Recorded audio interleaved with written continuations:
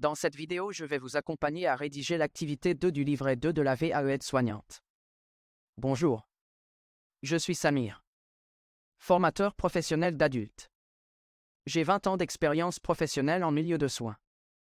L'activité 2 est consacrée au repérage des risques de vulnérabilité et de fragilité d'une personne. Qu'est-ce que cela veut dire? De quoi on parle exactement? Je laisse la parole à ma collègue Gisèle. Merci Samir. Bonjour les filles, je suis contente de vous retrouver pour cette seconde vidéo. Elle est consacrée à l'activité 2. Repérage des risques de fragilité et de vulnérabilité. Qu'est-ce que ça veut dire? Le risque de fragilité, c'est lorsqu'une personne va se trouver confrontée à un risque potentiel qui risque de la mettre en danger. Et face à ce danger potentiel, vous allez prendre des mesures de prévention. Voici un exemple pour le risque de chute. La cause peut être une perte de poids, donc un amaigrissement, ou une marche instable. La conséquence sera un risque potentiel de chute. Vous devez mettre en place des actions de prévention pour la perte de poids, surveiller son alimentation avec une traçabilité. Pour la marche instable, lui faire prescrire des chaussures orthopédiques. Dans les deux situations, vous avez mis en place des actions pour prévenir ce risque de fragilité. Si vous choisissez de décrire le risque de vulnérabilité.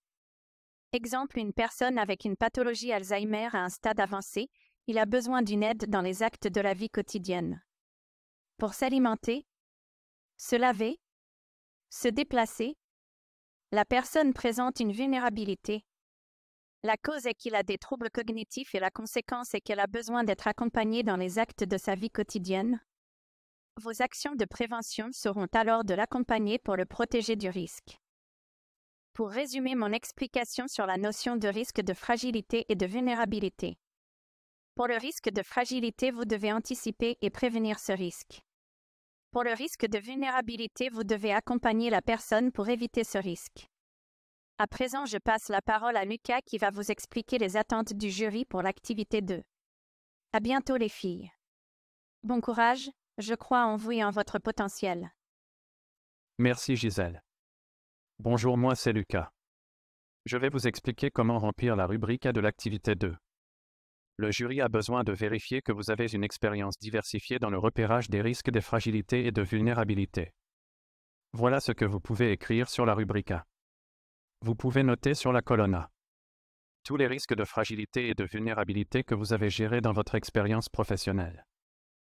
Par exemple, dans mon exercice professionnel, j'ai pu repérer et identifier les risques suivants. Une altération de l'état cutané durant la toilette d'une personne, un amaigrissement suite à une perte de poids, un risque de chute. Vous pouvez aussi citer d'autres risques. Vous justifiez ainsi auprès du jury que vous avez une expérience diversifiée dans l'activité de repérage des risques. Passons à présent à la rubrique B. Quelles sont les attentes du jury? Question de la rubrique B. Dans votre expérience, décrivez une situation où vous avez identifié des risques et qui vous ont permis la mise en œuvre d'actions de prévention adaptées. Voilà le plan de rédaction. 1. Présentez la personne concernée, aspect physique et physique, sa pathologie. 2. Citez le risque et expliquez la cause du risque. 3. Indiquez que vous avez fait des transmissions à l'oral et à l'écrit. 4.